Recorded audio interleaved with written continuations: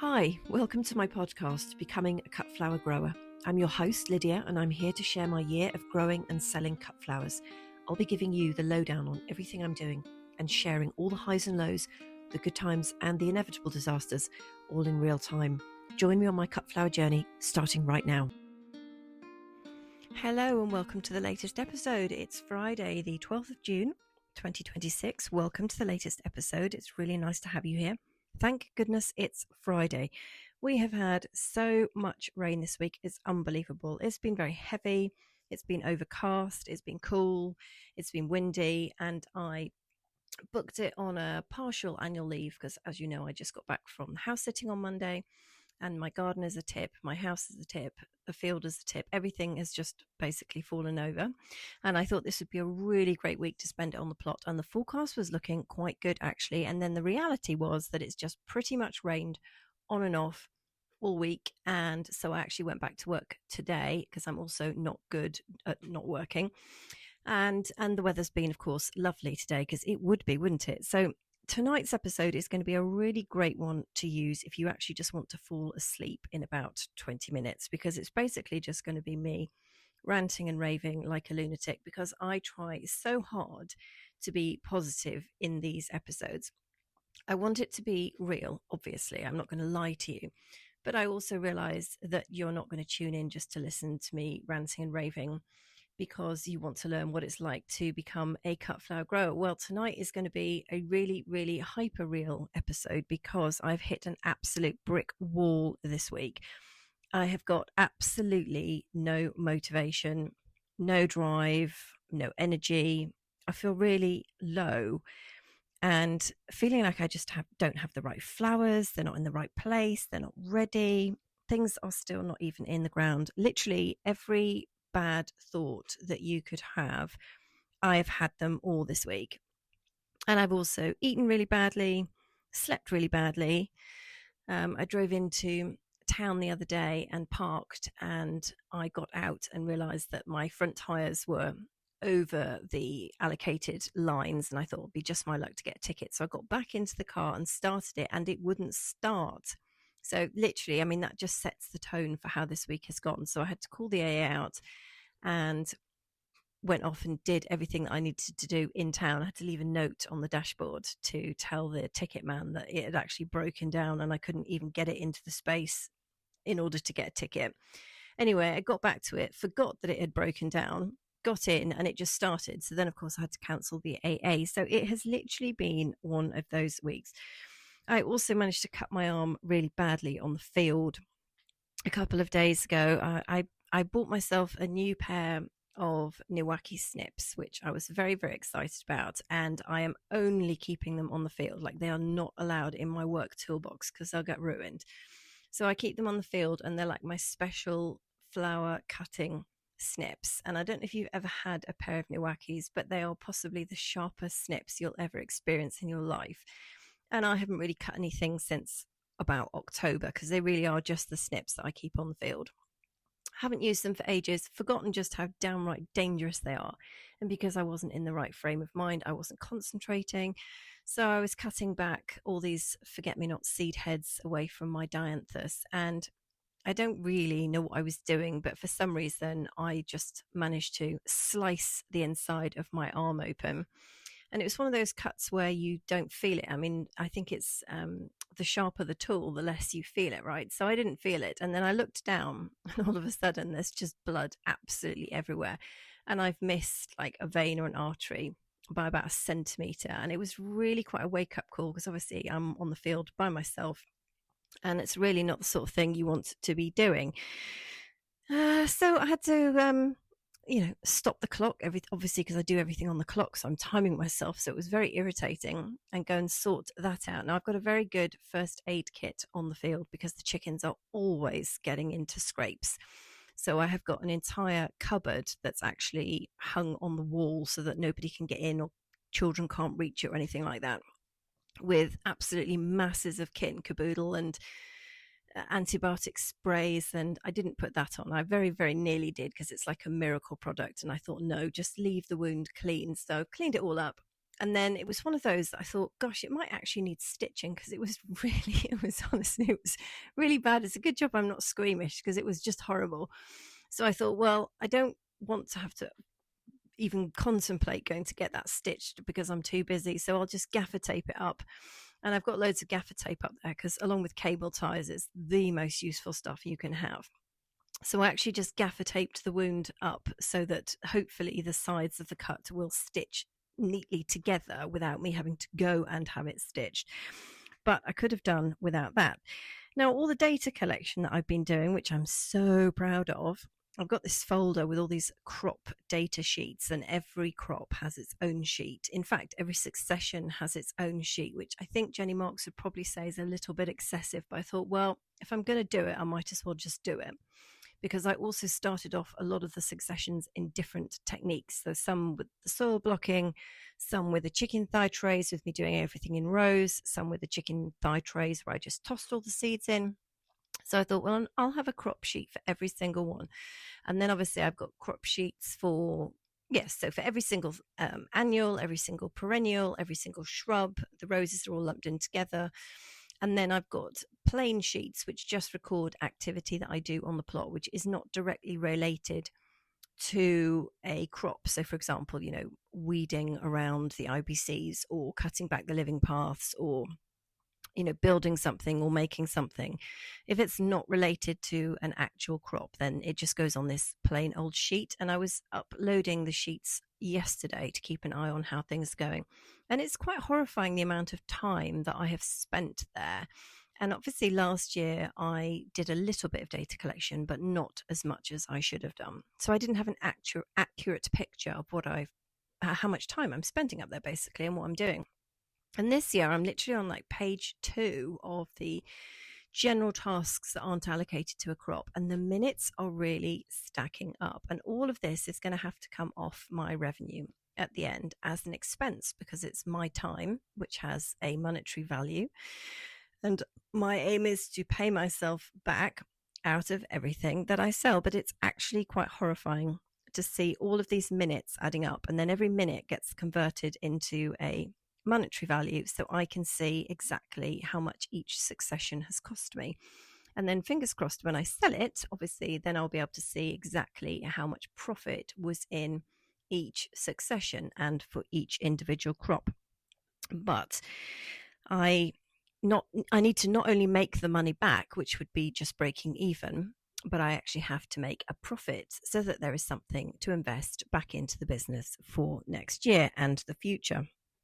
But it's pretty scary to see these numbers. And if you haven't started collecting any data yet, I highly recommend you do it. It's fascinating, and then also really depressing at the same time.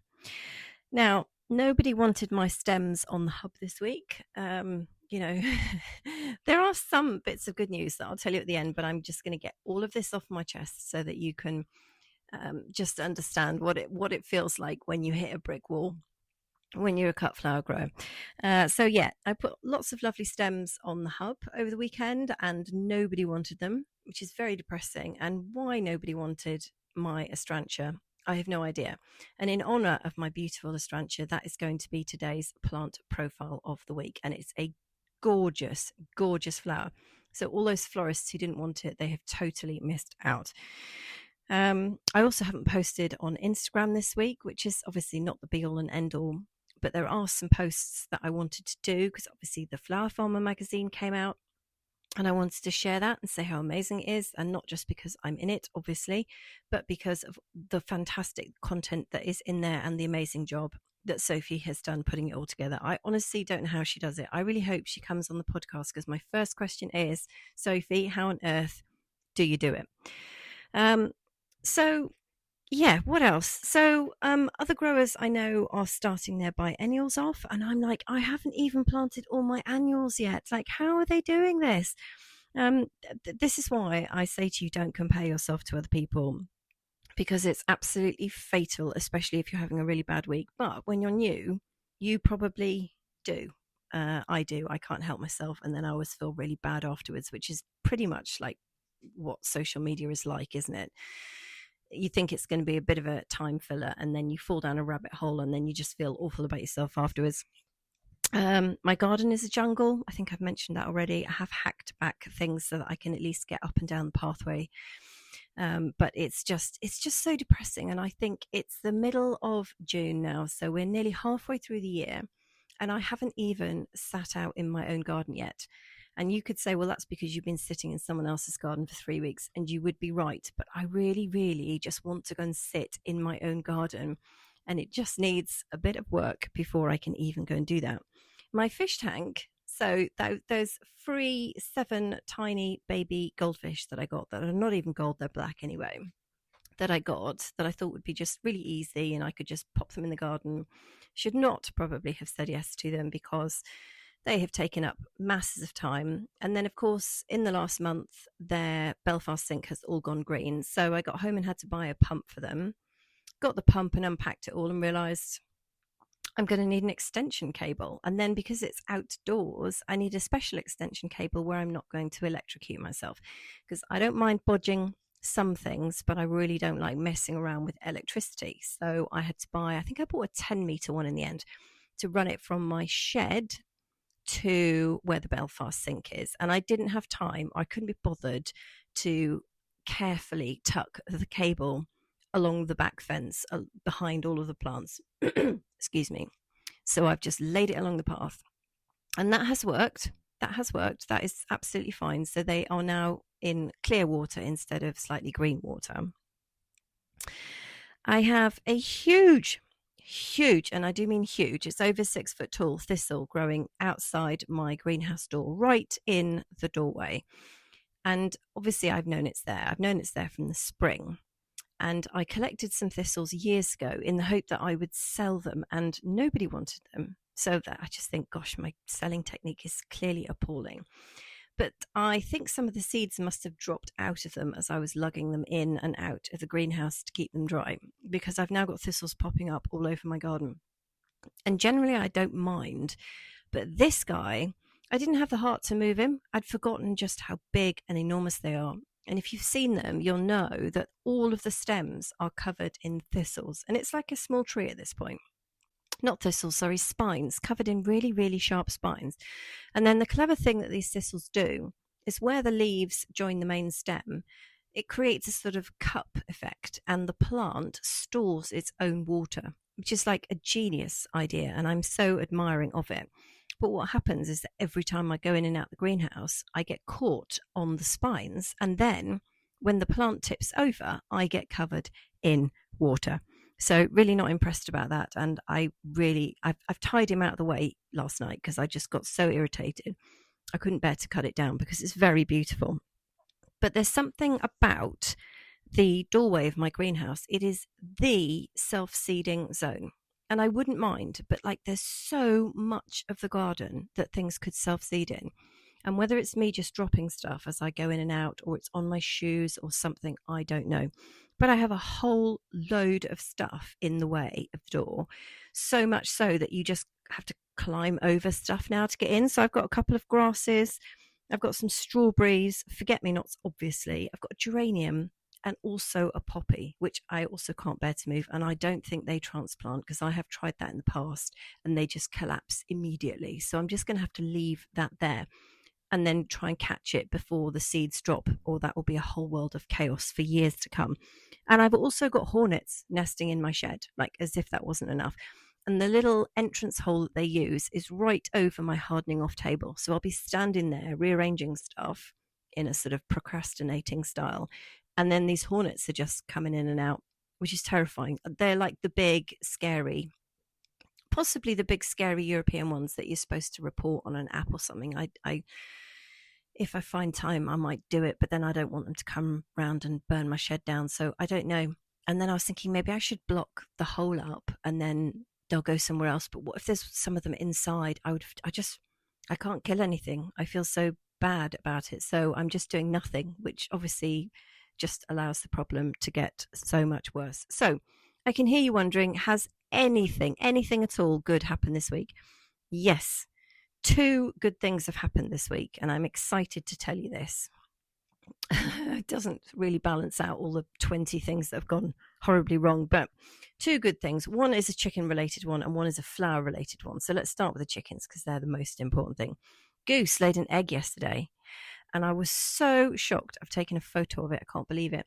So I didn't think Goose would ever lay an egg again. In fact, I didn't think Goose would survive really. So Goose was the victim of one of my late hen, Mo. Mo is a cannibal. And one morning I opened up the hen house door and Mo had eaten half of Goose's backside, just completely eaten it. I don't know why Goose would stand there and put up with it, but she's a bit of a simple bird. She always has been. She's fabulous. I love her, but not the sharpest tool in the box.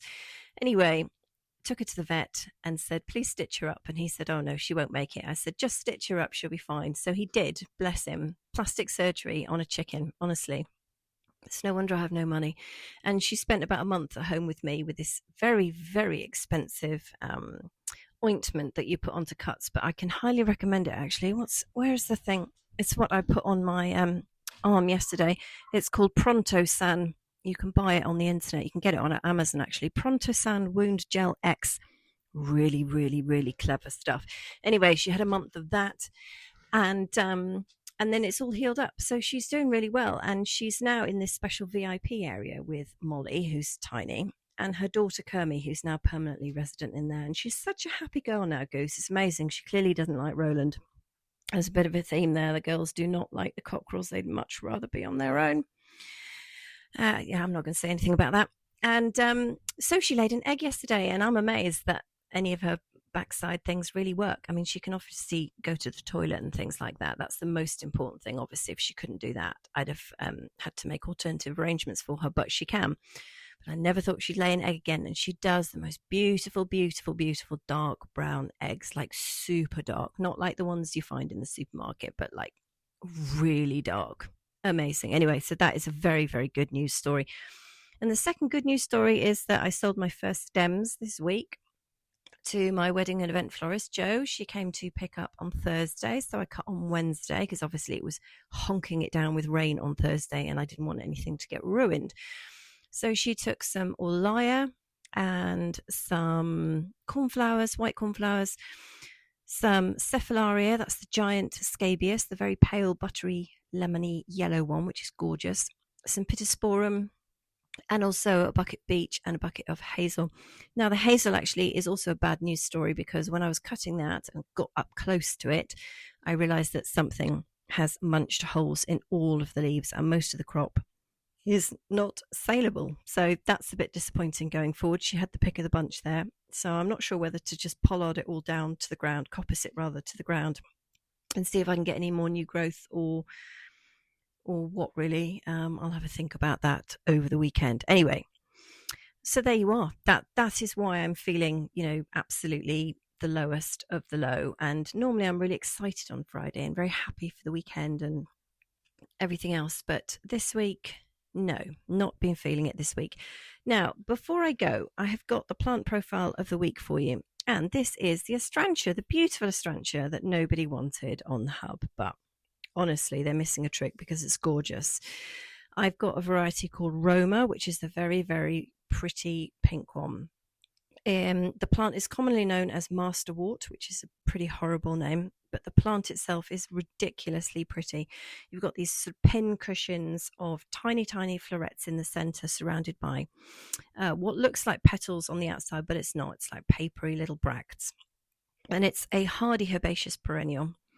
I would recommend that you label it so that no one steps on it over the winter. It's one of those ones that just completely vanishes like the echinacea and there's no sign whatsoever.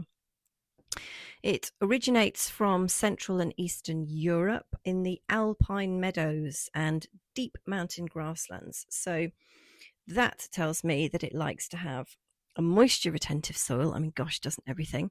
Cool roots, decent rainfall, and partial shade rather than blazing full sun. So mine did not do very well in 2025 because I didn't have a clue what I was doing.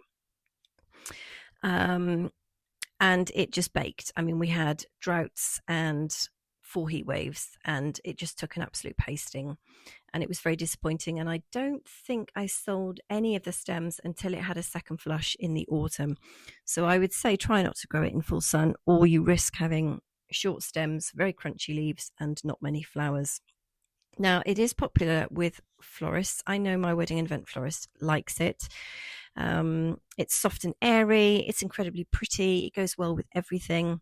Nice soft colours, none of this sort of garish nonsense. And they almost, like, the flowers seem to be different colours in one flower as well. It's a really clever little plant. I feel like it's too posh to be a filler, but it's not quite a focal either. It's sitting somewhere in between. And for growers like me, it's great because it's a perennial. So you just plant it and you're done. And obviously it gets bigger every year. So you could split them and divide them rather, and get more plants out of it in the future. But the more mature they are, the nicer they flower anyway. It flowers in June. So it's going really well with roses, and it's just a nice plant to have around at this time of year. It will thank you for mulching it. It does like a kind of not a baked soil, and it does like a little bit of a TLC in that respect. Problems you can have with it, as I learnt last year, performs badly in the full sun if you get a really hot year. Gets powdery mildew if it gets too dry and there's not enough airflow around it. And you can also get short stems if you're growing it in circumstances that it doesn't like. So if the soil is too dry, if it's too dusty, if it's not getting enough water, or is baking in the sun too much, it's not going to thank you very much for that at all. And also the plants are not cheap, I've noticed, and everything has gone up ridiculously since Brexit and COVID anyway, but I picked mine up from my wholesaler, and I think they're wildly expensive in there. I still do not understand why, but maybe I'll go and ask them. But yeah, it's not cheap to get hold of to start with, but once you've got it, it'll do a number of years. So yeah, I'm very tempted to go and cut the stems myself and take some arty photos and not even offer them for sale. That's how I get sometimes. I get in this mindset, if people don't want something, I'm like, right, well, fine, don't have it then. I'll keep it. And that is absolutely not the mindset we want when we have a cut flower business that involves selling stems to people for money so that we can feed ourselves and keep warm in the winter. So I hope you have a great weekend. I'm going to leave it there because I genuinely do not have anything more positive to say. And you may already have fallen asleep by this point and missed the ending. Who knows? I hope you have a great weekend. Wherever you are, whatever you're doing, I hope your growing is going well. And I hope the weather is nice to you this weekend. I hope it's nice to me too. Please come back and join me next Tuesday. I hope, very much hope, I will be in a more positive mind and I will have some good news stories for you. All right, all the very best.